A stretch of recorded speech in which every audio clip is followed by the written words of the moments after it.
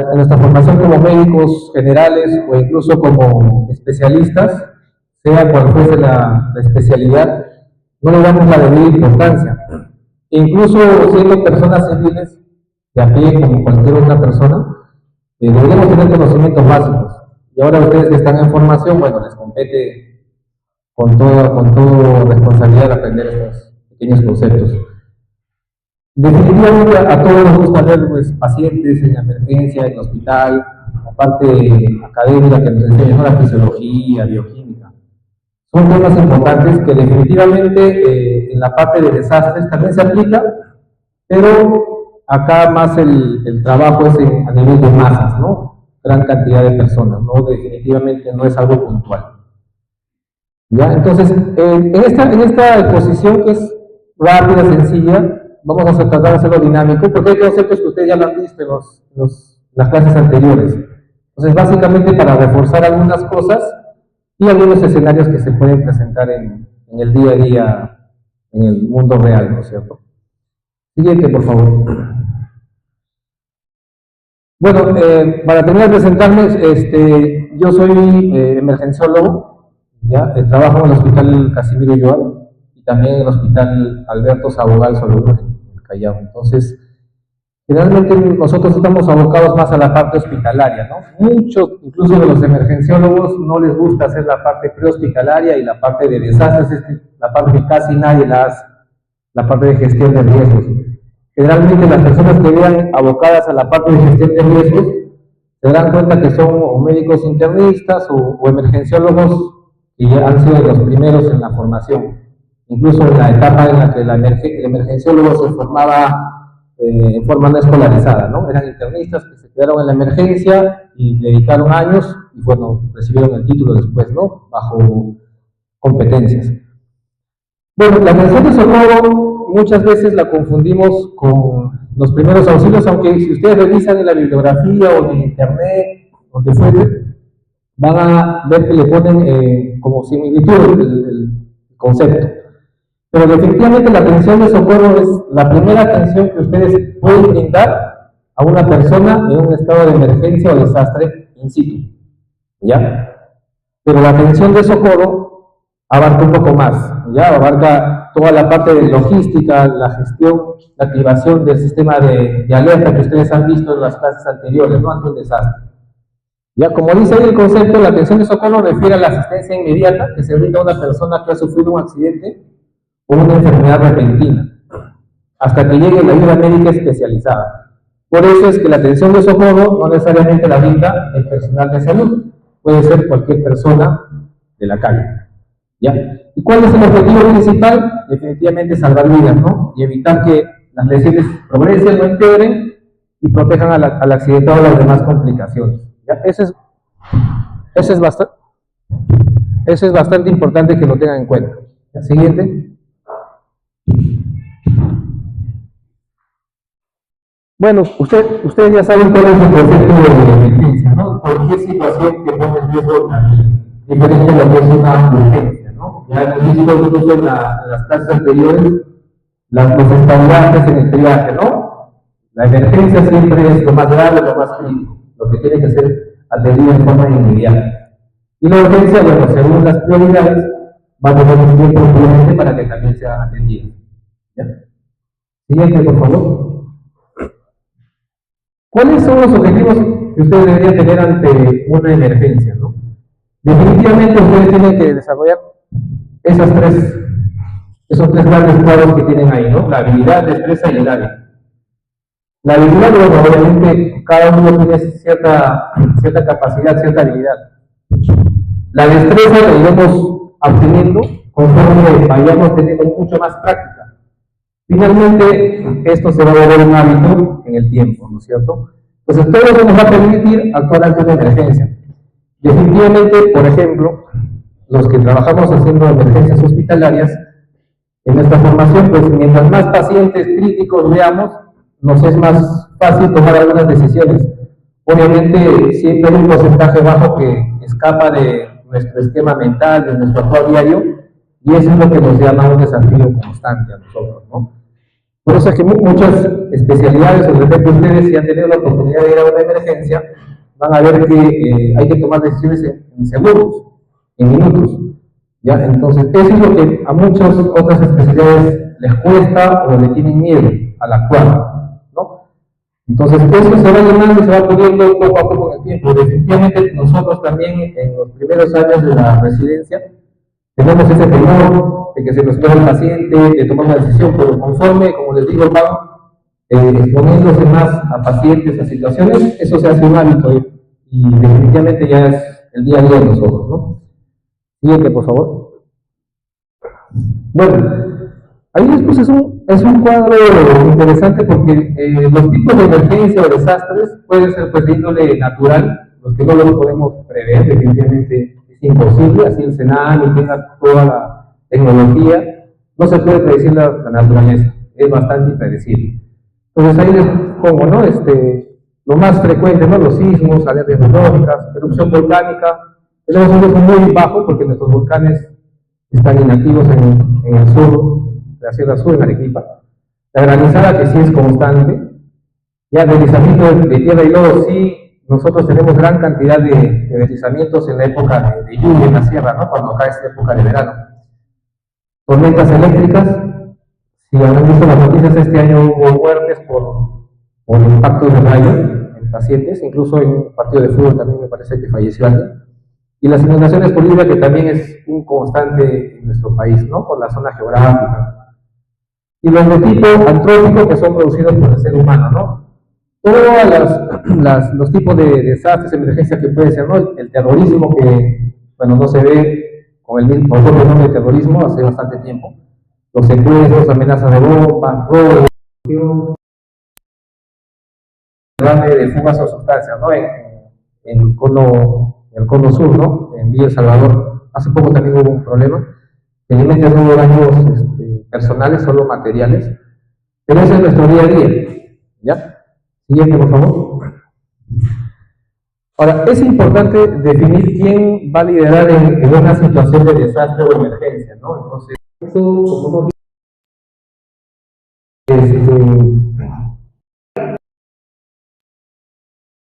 y definir quién va a ser la persona quien va a liderar el actuar ante una emergencia o desastre, ¿no es cierto?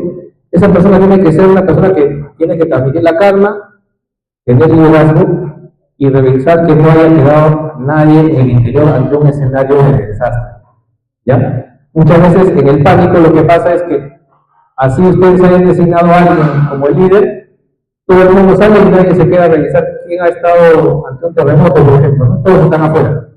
Ya, entonces no, eso se tiene que ir practicando. Eso se tiene que ir practicando con los simulacros, por ejemplo, ¿no? Pasen, chicos, pasen. A ver, siguiente, por favor.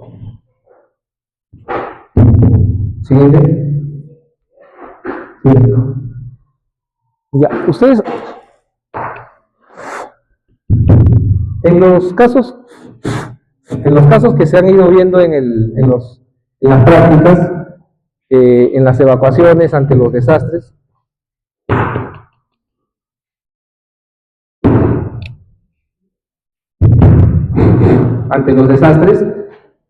tenemos que tener un plan de evacuación, ¿no es cierto? Un antes, un durante y un después. Eso es lo que hemos estado viendo en las prácticas, ¿no? Por ejemplo, ¿qué cosa es lo que se debe hacer en una situación de un terremoto, una inundación? No funciona, ¿no tienes otro ejemplo, ¿no? Bueno, tenemos el antes. Bueno, va a hacerlo a capela mejor porque me incomoda eso. Ya. Eso no lo tenemos. Ya, bueno, chicos, vamos a hacerlo a capela. Bueno, como dice el cuadro ahí, hay un antes, un durante y después, ¿no es cierto? La idea de las clases que han tenido, por ejemplo, en las situaciones, en las prácticas que les han puesto escenarios probables, bueno, no tan probables porque son frecuentes al final en nuestra realidad, ¿no? Como el terremoto que hubo en Ica en el 2007, en Pisco, en Nazca, ¿no? Los deslizamientos en las en la zona cerro de Lima, donde hay pequeños cerros también, ¿no? En algunos conos. Entonces lo que tenían que hacer es primero capacitar y entrenar a los integrantes de las brigadas, que muchos de ustedes ya lo han dicho y lo han mencionado en las prácticas, ¿no es cierto? Es importante la capacitación de las brigadas. Y las brigadas finalmente están constituidas por cualquier persona que vive pues, en una determinada urbanización, ¿no? Inspeccionar que no se encuentren obstaculizar las vías y rutas de evacuación. Si recuerdan, en los escenarios que les ponían, había zonas de acceso muy pequeños, ¿no? Incluso en algunos había un pequeño puente que cruzaba un río y era la única zona de acceso y de evacuación. Entonces, para que ustedes puedan manejar ese tipo de eventos, tienen que prever o modificar algunas estructuras de la urbanización, ¿no? Esa es parte del antes, ¿no? De la programación. Como dice ahí, verificar el funcionamiento de las alarmas y señales de evacuación. Una vez que ustedes instauran un sistema de alerta, un sistema de alarmas, no sirve simplemente con dejarlo instalado, pasan 3, 4 años y no ha habido un evento, y cuando se da el desastre finalmente no funciona. Entonces, lo que tienen que hacer constantemente es ir revisando mediante los simulacros o programando las revisiones técnicas al personal que le corresponde, ¿ya? Algo muy importante, y les apuesto que el 99% no lo hacemos, me incluyo, es el preparar los kits de evacuación, ¿no? O sea, ¿alguno de ustedes tiene su kit de evacuación en casa? Creo que nadie, ¿no? Por más que le han dado la campaña del ministerio, con los equipos audiovisuales, las redes sociales, definitivamente no hay forma de que se pueda supervisar el correcto uso o formación de estos kits, ¿no? Ya cuando se da el desastre, obviamente todo el mundo recién empieza a buscar y coger lo que tiene a la mano. Pero deberíamos fomentar en casa, con los familiares, empezar a armar estos kits, porque se ha previsto, según el CENAMI, y un evento catastrófico, ¿no? Por el movimiento de las placas tectónicas, que es cada 7 o 8 años, ¿no? 7 u 8 años, más o menos. Definir mecanismos de conteo de personal en puntos de encuentro. Una vez que ustedes estructuran un plan de emergencia, por ejemplo, la formación de los círculos de seguridad, ¿no? Ante un sismo, o sea, no es que a alguien se le ocurrió hacer un círculo y entran 20, 30 personas, ¿no? O sea, el círculo está determinado para cierta cantidad de personas dependiendo de la ubicación de la zona segura. Y eso es lo que ustedes, si están encargados de la gestión, tienen que verificar con su personal de planeamiento técnico. Hay personas que están dedicadas exclusivamente a eso, abocadas a eso. Entonces, si ustedes entran como en algún momento como gestores de salud, gestión de emergencias y desastres, lo que tienen que hacer es rodearse de personal técnico capacitado para eso, ¿ya? Ubicar en los planos las vías de evacuación y puntos de encuentro es lógico, ¿no es cierto? Eso también es parte de la parte técnica, logística, y organizar simulaciones y simulacros de evacuación. En el último simulacro de sismo que hubo hace el día viernes, el 30 de mayo, por ejemplo, en el hospital Miraflores vimos que por más que se socializó el proyecto, el programa del planeamiento del simulacro, más del 80% no sabía dónde ubicarse, ¿ya? Pese a que somos un hospital de emergencia. Entonces, eso no se puede repetir y quedamos en que constantemente, cada 2 o 3 meses, porque ese fue un simulacro nacional, pero ustedes o cada autoridad en un hospital o en una entidad, los alcaldes, pueden gestionar un simulacro de sismo local, ¿ya? Eso queda a criterio de cada uno de las autoridades, ¿ya? Eso es siempre un antes, ¿no? Toda la parte preventiva, pero durante muchas veces es diferente. ¿Por qué? Porque se manejan varias situaciones, ¿no? Y la más importante es el estrés. Entonces, el perfil del líder, la persona que va a liderar, tiene que ser una persona que pueda manejar el estrés en un estado crítico, en un estado agudo, ¿ya? Porque muchas veces hemos visto, durante los simulacros va todo bien, pero cuando pasa un hecho, esa persona pierde los estribos, y si esa persona no lidera adecuadamente, ¿qué va a pasar? Todo el mundo se va a poner en situación de peligro y mayor estrés, y va a crear finalmente lo que es una histeria colectiva, ¿no es cierto? Entonces, eso es lo que no se quiere, ¿ya? Durante el evento, bueno, evacuar heridos en caso de ser necesario, ¿no? Obviamente ahí van a ver ustedes el triaje que ya han aprendido a hacerlo. Realizar el conteo y toma de lista de las personas en el punto de encuentro. Eso va a depender bastante de los censos, ¿no? que tengan que se hace cada 5 o 6 años, ¿no es cierto? Entonces, más o menos un aproximado para el conteo se tiene que tener un aproximado de la cantidad de esa zona urbana, ¿no? Por ejemplo. Y después, lo que tenemos que hacer es verificar el retorno seguro a las instalaciones, el inventario de la señalética de evacuación, y al final lo más importante es realizar un informe, ya si se han realizado las tareas, y en base a ese informe, otro que en el simulacro. Algún comentario que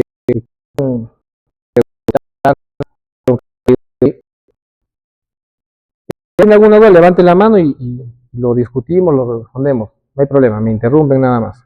¿Ya? Siguiente. Ya, ahora la evacuación de heridos.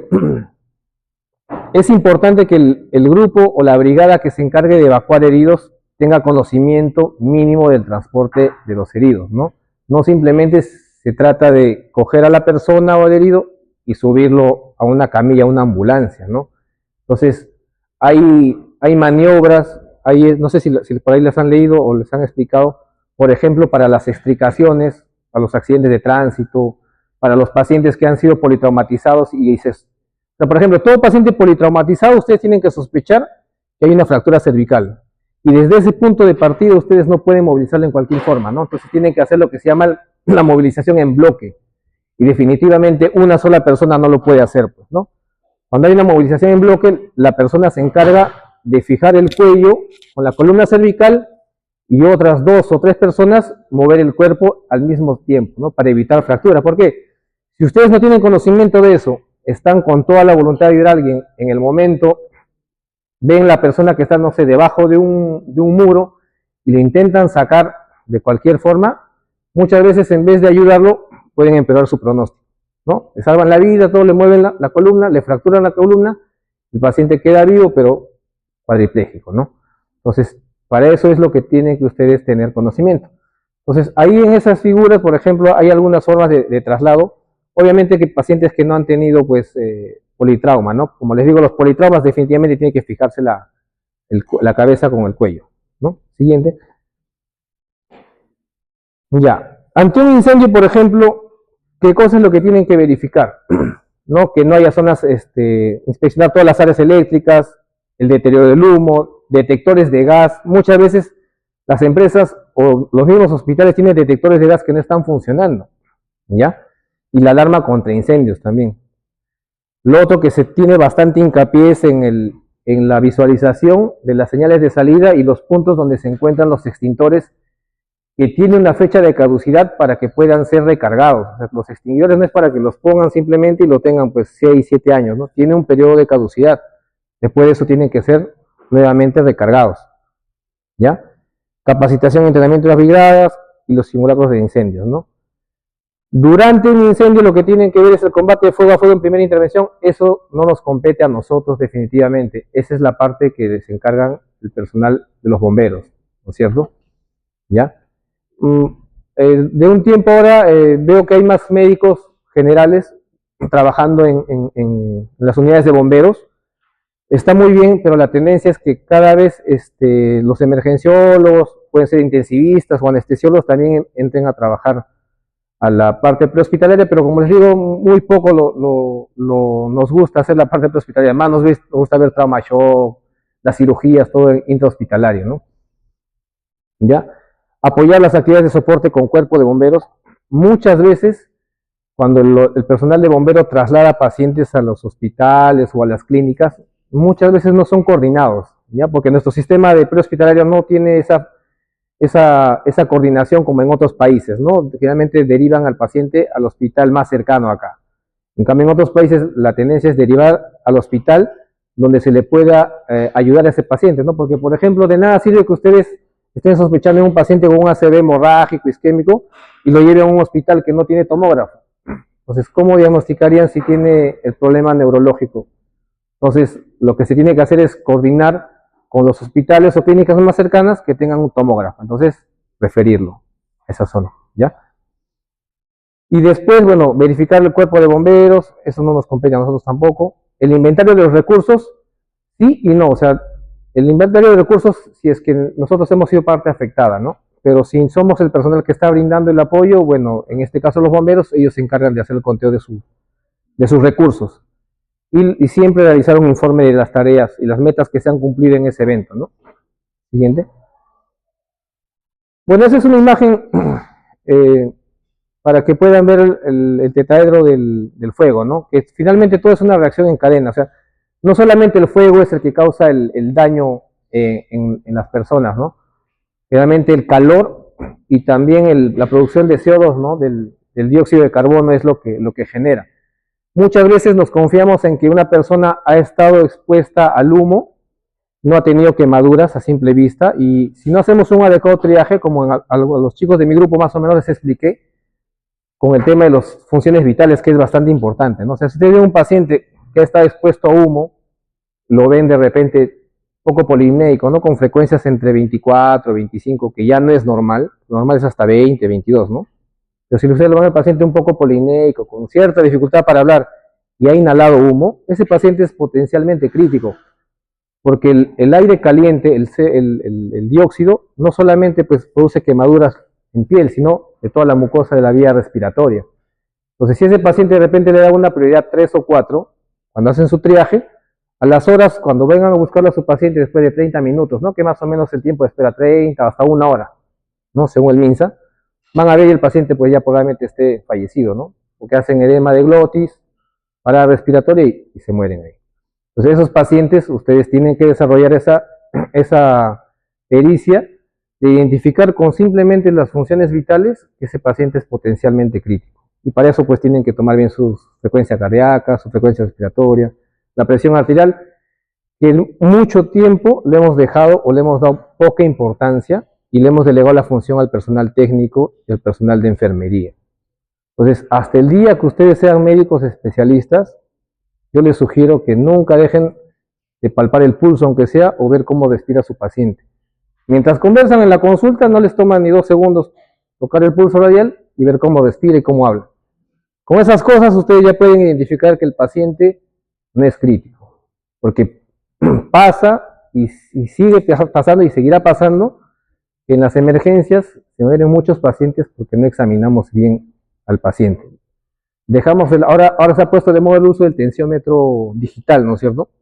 Ya casi a nadie, por ejemplo, ningún interno que veo en el hospital, ni en el Casimiro, ni en Sabogal, los veo con un tensiómetro aneroide, pues, ¿no? Los antiguos. Yo me acuerdo que antes íbamos con nuestro tensiómetro y tomaban las funciones.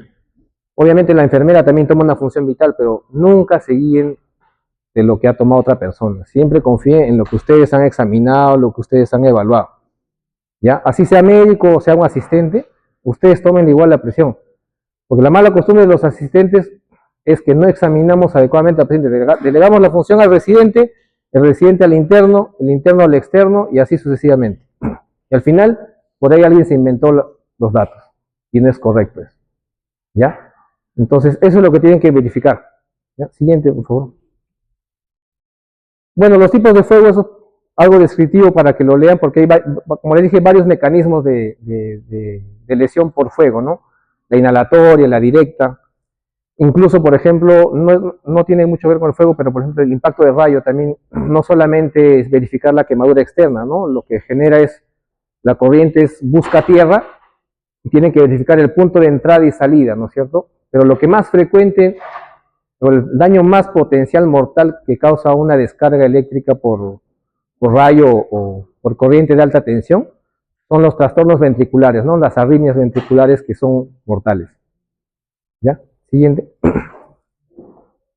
Bueno, ese es un acrónimo del JAPA para el manejo de los extintores. Ahí les he dejado para que lo puedan ver. ¿Ya? Siguiente. Bueno, en caso de incendio, no sé si alguno ha tenido la oportunidad de rotar o... Creo que todavía ustedes no rotan, ¿no? No hacen una rotación sobre las unidades de bomberos, ¿no? Pero, por ejemplo, a los residentes de emergencias y desastres sí tienen una rotación de 1 o 2 meses en las unidades de prehospitalaria en los bomberos. Y ahí sí les ayuda, les enseñan, y ellos tienen que ir con la convicción de aprender a manejar las mangueras, los extintores, ¿no? Las extricaciones, ¿no? Esos pacientes que muchas veces en esas colisiones de vehículos a alta velocidad que generan gran impacto y los pacientes quedan atrapados entre los vehículos, la bolsa la bolsa inflable, ¿ya? En el airbag, ellos lo que tienen que hacer es aprender a manejar, por ejemplo, la vía aérea, ¿no? Realizar la vía aérea un paciente sentado, intubar un paciente sentado, ¿no? Para poder recién trasladarlo. ¿Ya? Ahí siempre, acuérdense, en la emergencia, siempre es el ABC. ¿Ya? Siguiente. Bueno, eso es para graficar las zonas de incendio, ¿no? La zona caliente, que es la que rodea directamente el fuego, y ahí, si hay personas dentro de esta zona caliente, es la persona que va a tener los daños generalmente externos, ¿no? Las quemaduras, primer, segundo, tercer grado, ¿no es cierto? Luego la zona amarilla, que es la zona tibia, zona segura de adversidades de incendio para brigadistas, ¿no? O sea, si ustedes forman parte de la brigada, o sea, no son la persona que va a contener el fuego directamente como los bomberos, si se ponen en la zona tibia, es poco probable que tengan algún daño. Y en la zona fría es segura, donde ustedes deberían trasladar al personal que están brindando el socorro. ¿Ya? Siguiente. La comunicación, ¿no? Justo en dos prácticas creo que había un tema sobre cómo activar ¿cómo se llama? Toda la cadena del COE, ¿no es cierto? El sistema de operativo de emergencias. Hay un COE nacional también, ¿no es cierto? Ese es el que encabeza todo. ¿Ya? Entonces, para eso ustedes tienen que tener conocimiento de los números telefónicos para poder pedir para pedir el auxilio, ¿no? Saben los números telefónicos de SAMU, policía, bomberos, ¿no? ¿Cuál es? 116, ¿no es cierto? Ese es de bomberos. De SAMU, 106. 106. Policía, 105. ya. Entonces, si ustedes tienen un desastre o evidencian alguna emergencia, por ejemplo, evidencian un paro cardiorrespiratorio, ¿a qué número llamarían primero?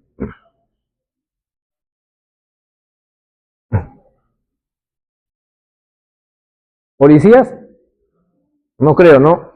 Porque si usted ve un paciente que ha presentado un paro, lo que van a necesitar es un desfibrilador, ¿no es cierto? Entonces, ninguna unidad de policía creo que tiene desfibrilador, ¿no? Al menos en Perú. Bomberos, algunas unidades tienen.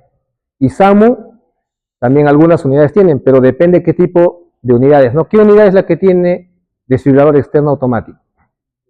¿Qué tipo de ambulancia? La tipo 2 y 3, ¿no es cierto? ¿Y cuál es la diferencia entre la tipo 2 y 3? La especialización del personal, ¿no es cierto? En la tipo 2 puede haber un médico general o hasta a veces una enfermera por ahí, pero de preferencia un médico general. Y en la tipo 3, un especialista en reanimación y manejo de vía aérea, ¿no? Intensivista, emergenciólogo o anestesiólogo, cualquiera de los tres, ¿ya? Entonces, en base a lo que ustedes evidencien, llaman de preferencia a bomberos o a SAMU, ¿no? Para que puedan asistir. Y entonces tienen que tener bien claro cómo activar el sistema, la cadena de supervivencia en este caso, ¿no es cierto? A ustedes ya hicieron la práctica también de RCP, pues, ¿no? ¿Todos han hecho? Algunos. Algunos, ya. ¿Cómo es que activaban el sistema de emergencia en caso de un paro, por ejemplo? Levante la mano una persona y dígame, ¿no? Sin miedo, si se equivoca, igual no te vamos a jalar, nada. ¿Quién es el delegado ya? Y el delegado. Ya tiene más un punto, tiene entonces. Si estás solo, tienes que activarlo tú. Ya. Si estás con 100 personas alrededor, tienes que tener una persona que llame al 106 o 116. 116 o 106, ¿no es cierto? Entonces, no vayan a cometer el error de decirle a esa persona, llama al 116 o al 106, porque parece absurdo, pero esa persona en el momento de estrés no va a saber cuál es el 106 o cuál es el 116. Tiene que decirle, marca el 116, para que esa persona marque en su celular o en el teléfono. Bueno, aunque ya no hay teléfonos públicos, ¿no? En el celular, ¿ya?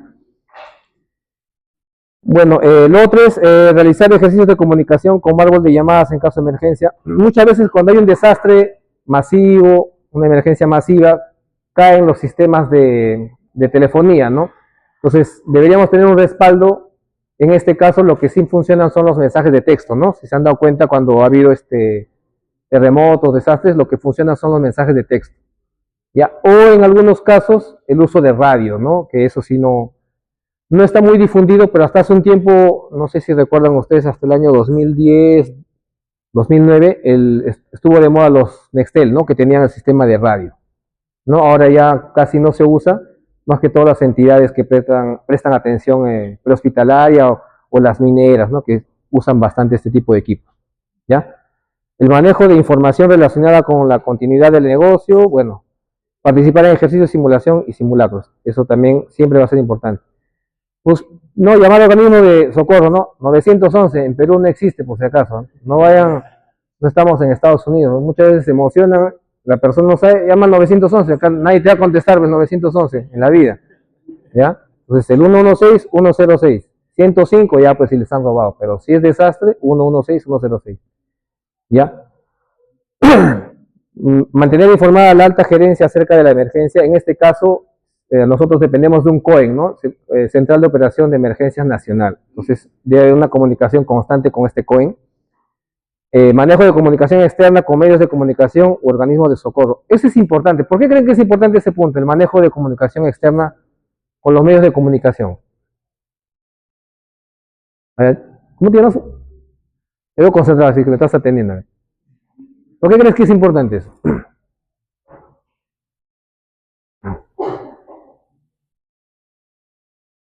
No, lo que lluvia de ideas.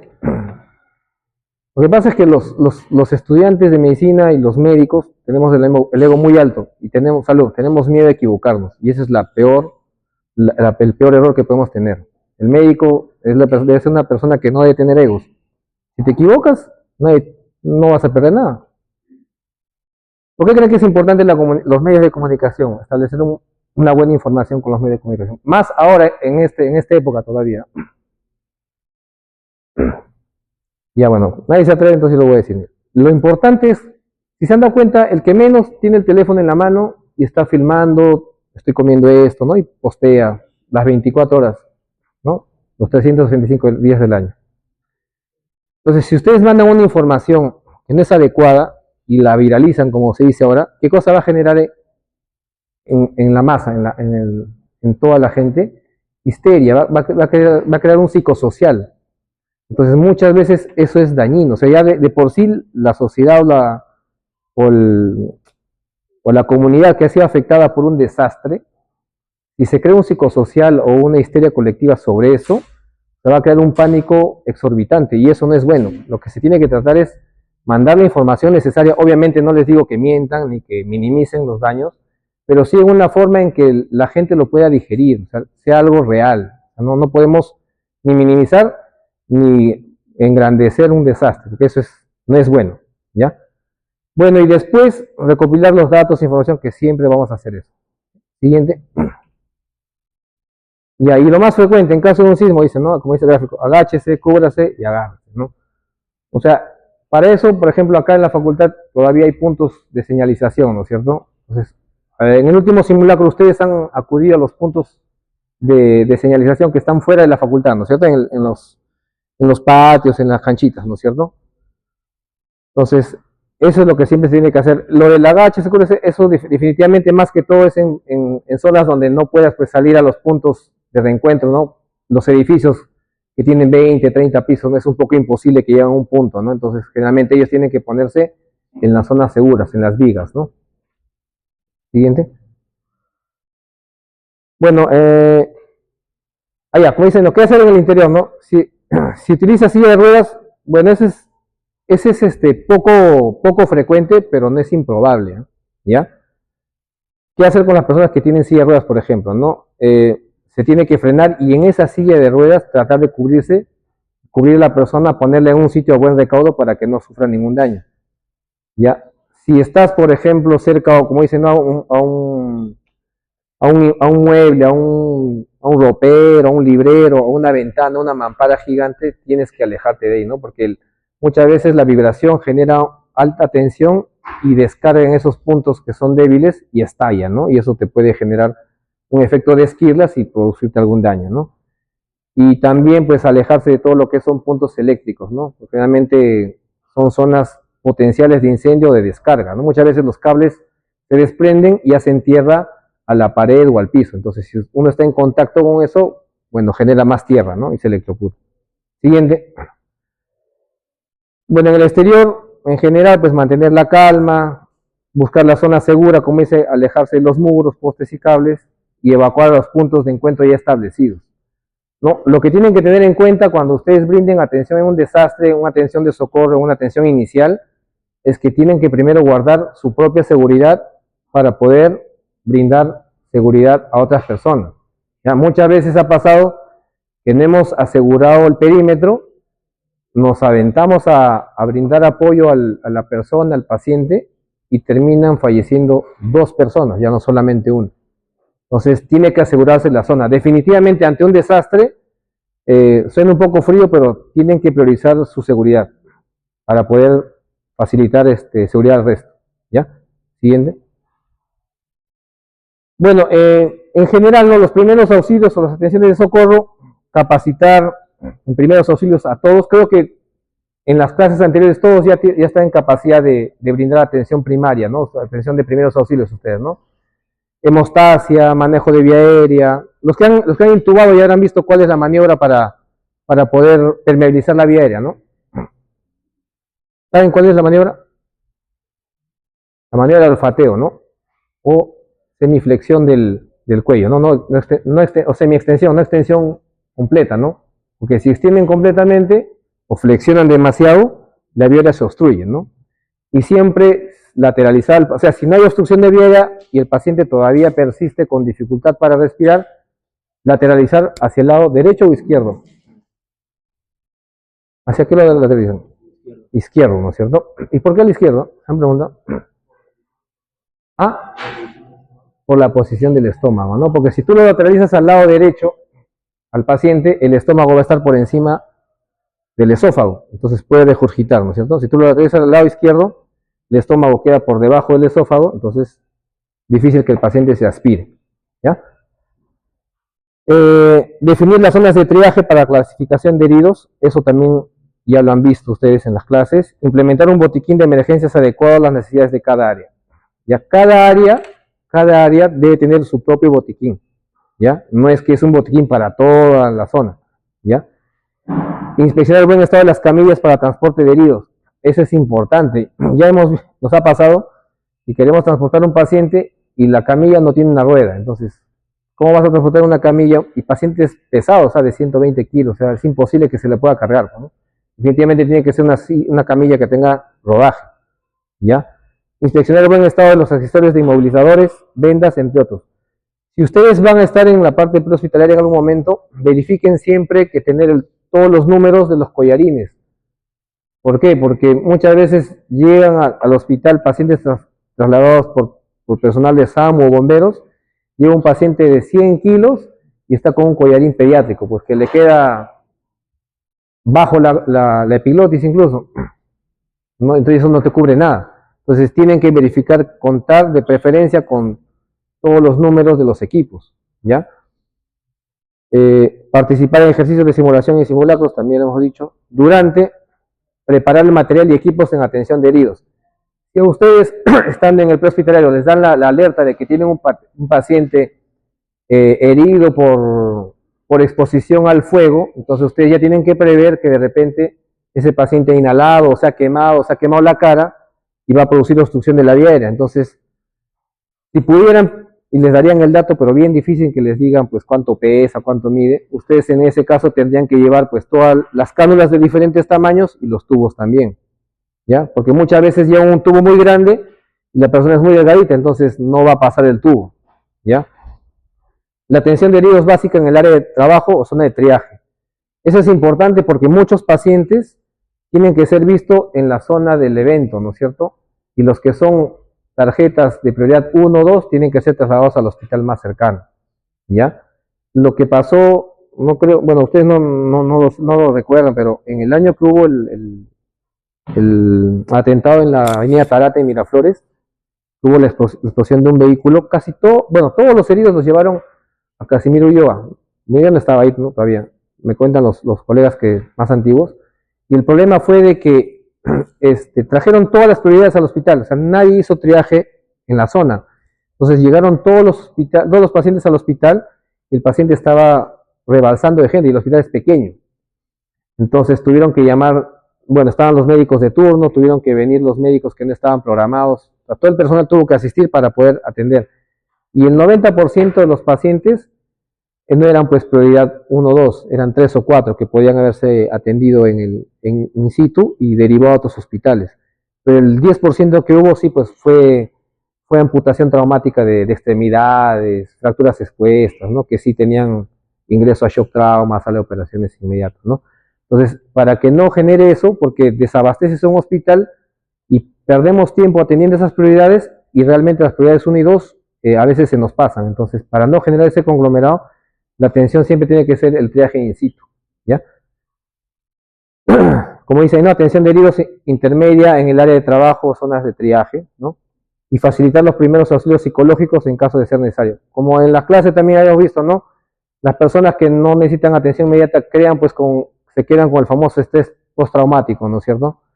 Y personas que, por ejemplo, por ahí tienen antecedentes de patologías psiquiátricas como depresión, sobre todo, pueden caer en una fase aguda en ese momento, ¿ya? Entonces, el apoyo psicológico es importante.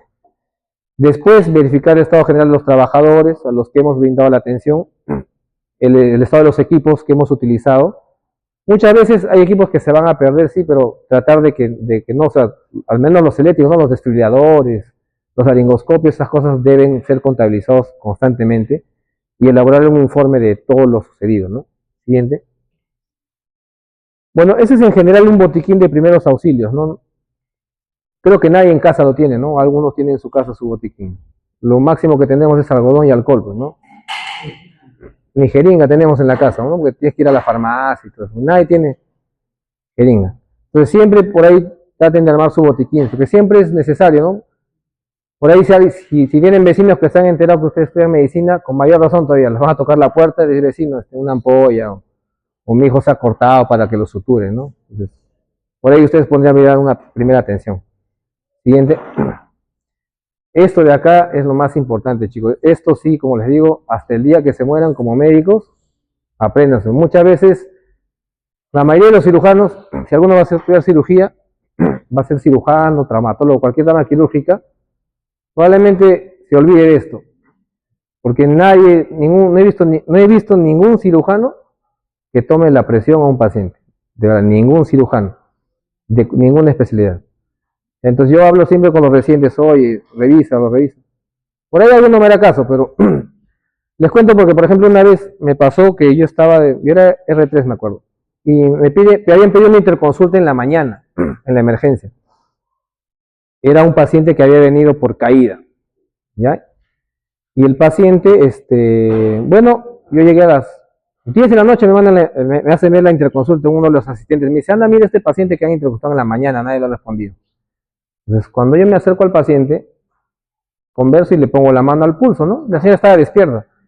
Y me cuenta, doctor, sí, entré al baño a bañarme y vi borroso y me caí. Y cuando le palpaba el pulso, no sentía el pulso. Ya había como 20 segundos y no encontraba su pulso. Entonces agarré el estetoscopio y le escucho de frente a los ruidos. Y tenía por la señora frecuencia de 20, 25. Y o sea, desde las 9 de la mañana hasta las 10 de la noche, nadie se había acercado a tomarle el pulso a la señora en el tópico de cirugía. Y en la historia figuraba frecuencia cardíaca de 80. Entonces, yo me puse a pensar y dije, o sea, la señora, lo que ha pasado probablemente es que cuando se iba a bañar, habrá hecho algún esfuerzo, algo ha pujado, ha aumentado su reflejo vagal, ha hecho bradicardia sintomática y se ha caído. Entonces, el cirujano lo que ha hecho es llegar, lo ha suturado, no ha tomado ninguna función y lo ha dejado ahí para que lo vea medicina. La señora terminó en marcapaso porque tenía un bloqueo auriculoventricular de 3er grado. Cuando sacamos el EKG, tenía pues una disociación auriculoventricular, ¿no? Entonces, terminó en marcapaso la señora. Entonces, la señora había ido por un síncope o una bradicardia sintomática. Entonces, eso es bastante frecuente, chicos. Por eso le digo, siempre tómenle el pulso o la presión al paciente. ¿Ya? Siguiente. Y en caso de hemorragias, lo más importante siempre es compresión, ¿no es cierto? Ya probablemente vean en algunas series de televisión, algunas películas todavía usan torniquete, ¿no? El torniquete ya está bajo evidencia, está prescrito, ¿no? lo que se usa es la compresión manual, ¿ya? Y cuando les digan a ustedes compresión manual, no significa que lo hagan con la palma, nada más. ¿Ya? La compresión manual correcta es puño. Hacen un puño y presionan. No es con la palma. La compresión manual siempre va a ser con el puño. ¿Ya? Pueden brindar vendaje compresivo si es que no... O sea, hacen el vendaje y hacen compresión manual sobre eso. ¿Ya? Siguiente. Y bueno, las quemaduras, como... Bueno, eso también ya lo habrán visto de repente en sus clases de teoría. Ustedes están llevando medicina, ¿no es cierto? Medicina 1. ¿O han llevado cirugía ya? Medicina interna. Medicina interna. ¿Cirugía han llevado ya? ¿Cómo? No, todavía. Ya, bueno, en cirugía cuando lleven la parte de plásticas, porque ahí es donde se toca más este tema de quemaduras. Pero para que recuerden, o si ya lo saben, primer grado es la que genera más dolor, ¿ya? Es la que no genera ampolla, o sea, ven enrojecimiento y duele. Duele como no se imaginan. Por lo menos alguien se habrá quemado por ahí seguro. La de segundo grado es la que ya te genera flictenas o ampollas, ¿no es cierto? Y también hay dolor, ¿ya? Y la de tercer grado es la que no duele. ¿Y por qué no duele? Porque es tan profunda la quemadura que ya ha generado daño de los nervios, ¿ya? No genera dolor, ¿ya? Siguiente. Bueno, en caso de atragantamiento, no sé si habrán hecho la maniobra de Heimlich. El día que han hecho la práctica de RCP, ¿les han explicado la maniobra de Heimlich? ¿No? Al delegado, el delegado está premiado. Ya. Esa es la maniobra de Heimlich cuando hay dos personas, ¿no es cierto? ¿Ya? Los dos delegados te quieren bastante, creo. Ya. Y en caso de que, por ejemplo, tú mismo te atragantas y estás solito, ¿qué haces? Con la silla, ¿no? O con algo filudo que tenga, ¿no? Van y se presionan, ¿no? Pero la verdad es que nunca he visto que alguien lo haga, porque el instinto de supervivencia a veces, o sea, tú dices, no lo vas a hacer, güey. O sea, probablemente esa persona fallezca porque no se lo hace, ¿no? Pero sí he visto, por ejemplo, me ha ocurrido en algún momento, o sea, yo ni siquiera estaba de turno, o sea, acudí a un restaurante comiendo y de pronto veo que los meseros empiezan a caminar rápido de un lado a otro, pues, ¿no? Entonces ya te das cuenta, algo está pasando. Entonces me paro y al costado, a 4 metros, en otra mesa había una persona, pues, tirada, inconsciente, ¿no? Entonces ya, caballero nomás, pues no dijeron un médico, ya me tuve que acercar nomás, pues, caballero, yo estaba comiendo rico, me tuve que acercar. Entonces cuando me acerco, el paciente pues estaba boqueando, tiene una respiración boqueante. Entonces, si está comiendo y ves con algo boqueante, ¿qué es lo primero que se te ocurre? Que se ha atragantado. Pues no estábamos en una parrilla incluso, y de repente se ha atragantado. Entonces, es una persona más alta que yo, pues me pesaría pues 100 kilos el señor. Entonces, caballero, bueno, lo levantamos, le hicimos Heimlich y salió un pedazo de carne pequeño, pero el paciente seguía polimnéico y ya se estaba poniendo azul, cianótico. Entonces, en ese caso, lo que hicimos fue agarrarlo había una mesa, una barra, y contra la barra empujarlo, ¿no? Salió un pedazo más, pero el paciente en ese momento entró en paro. En teoría, si es un paro por presenciado y por problema de vía respiratoria, debería salir rápido, ¿ya? Pero si es un problema cardíaco, sí es un poco difícil, ¿no? Entonces, activamos la alarma, le dije que llame al número de SAMU, que está cerca, y habremos reanimado unos 10 minutos y llegó SAMU. Y estábamos como a 5 minutos de Casimiro Ulloa, ¿no? Ya no fui, ¿no? Ya fue el médico que estaba ahí, le dije, no ha pasado esto. Llegó al hospital y yo pregunté, pues, ¿no? Porque había otro amigo que estaba de guardia. Y el paciente ya había fallecido, ya. Llegó cadáver. Y cuando le hicieron la laringoscopía, me mandó la foto, era un trozo gigante de carne que se había quedado dentro de la tráquea, se veía un trozo o sea, como si hubieran agarrado un corcho de vino y lo hubieran impactado. O sea, con la maniobra de Heimlich salió solamente una parte, no salió todo. Entonces, en ese paciente, pues probablemente había que hacerle un pico de emergencia o una intubación retrógrada, ¿no? Pero bien raro que haya fallecido solamente atragantándose. Lo que pasa a veces también es los pacientes están comiendo y hacen un evento isquémico vascular, un ACV hemorrágico o isquémico, y se aspiran, y ahí es donde fallecen. O sea, de repente el problema ha sido que se ha aspirado y no ha sido atragantamiento primario, pues, ¿no? Entonces, esas maniobras muchas veces pueden salvar vidas si es que las saben hacer adecuadamente, ¿no? Lo que no he hecho mucho es en pediátricos o neonatos, ¿no? Eso más que todos los pediatras probablemente, pero en los niños es muy parecido, ¿no? Dependiendo si son hasta los 5 años o menos, en la silla, ¿no? Le golpean la parte transnucal y en los bebitos también igual, ¿no? La misma maniobra. Siguiente. Bueno, en ese señor, me olvidé decirles, también intentamos hacer ese tipo de maniobra, pero no salía nada. Como era tan grande, hicimos esa maniobra, pero no salía casi nada. Siguiente. Bueno, y lo que ustedes ya han hecho, ¿no? La reanimación cardiopulmonar, ¿no? Las compresiones, abrir la vía respiratoria. Ya no se hace respiración de rescate, eso ya queda, desde antes de pandemia ya estaba proscrito, ¿no? Porque si ustedes hacen un buen masaje cardíaco y se demoran o interrumpen la compresión lo mínimo necesario, aseguran la supervivencia desde hasta casi el 70% de los pacientes que ustedes presencian un paro, ¿no? ¿Les han dicho cuánto es el tiempo máximo que ustedes pueden dejar de masajear? ¿Y por qué? No, dejar de masajear, o sea, no masajear. 10 segundos. 10 segundos, ¿no es cierto? ¿Y por qué 10 segundos? ¿Qué hacen en esos 10 segundos? Evaluar los pulsos. Buscan los pulsos y manejan vía aérea, ¿no es cierto? O sea, la persona que va a la cabeza de la reanimación cardiopulmonar, que va a intubar, tiene solamente 10 segundos para poder intubar, ¿no? Otra persona es la que ve los pulsos, ¿no? Porque el que maneja la vía aérea no va a tomar pulsos y intubar al mismo tiempo, ¿no? Por eso que les habrán explicado que para la reanimación avanzada, por lo menos tiene que haber 3 personas, ¿no es cierto? Uno que va a la cabeza, que maneja vía aérea, otro que hace compresiones y otra persona que pasa la medicación, ¿no? En este caso una enfermera o ese es el técnico, ¿no es cierto? En el ambiente hospitalario es más sencillo, entre comillas, porque somos a veces 5 o 6 y para masajear rotamos, ¿no? Rotamos. Ahora, el tiempo que tú dijiste media hora que demoras, que puedes masajear, es relativo, porque a partir de cuánto tiempo ya hay hipoxia cerebral, ya hay daño. Entre 6 a 7 minutos ya hay hipoxia y daño cerebral. Entonces, probablemente lo que tú reanimes después de este tiempo, o sea, no digo que siempre, probablemente, ya quede con alguna secuela, ¿no? Eso va a depender mucho de lo que se llama la plasticidad neurológica, ¿no? No es lo mismo que pues le des reanimación 15 minutos a un paciente de 90, 70, 80, 90 años que a un paciente pues de 6, 7 años, ¿no? La plasticidad neurológica es diferente, ¿no es cierto? O sea, el paciente con menor edad probablemente pueda generar nuevas conexiones, en cambio una persona mayor, muy difícil ya, ¿no es cierto? Siguiente.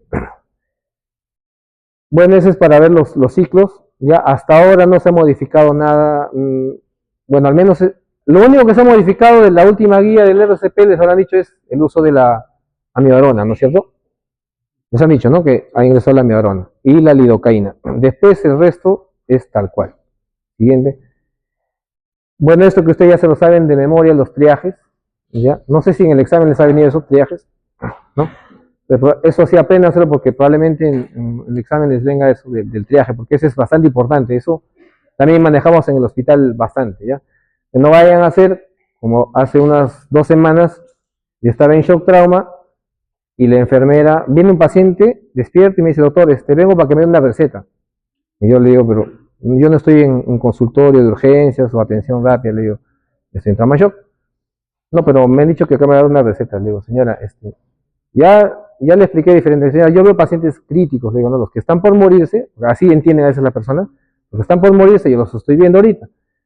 No, pero a mí me han atendido hace una semana acá en trauma shock. Así le digo, ¿y quién es su familiar? Y el familiar está despierto, ¿no?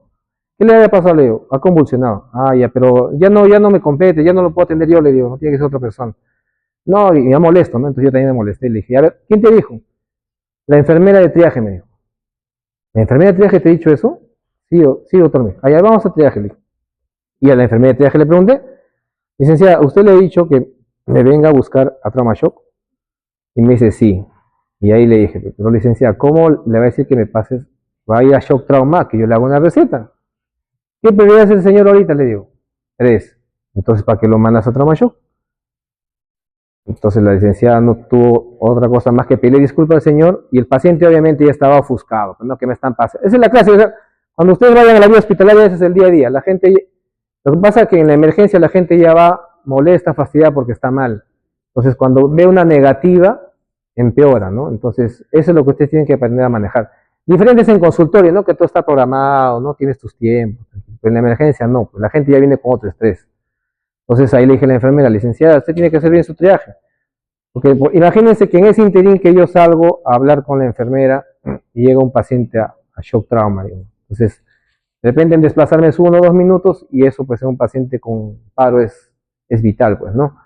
Entonces, eso es para que vean la importancia del triaje, ¿no? Y en lo cual todavía seguimos fallando, al menos en nuestra realidad. ¿Ya? Siguiente. Bueno, esa es la última diapositiva. ¿Alguna que van a hacer su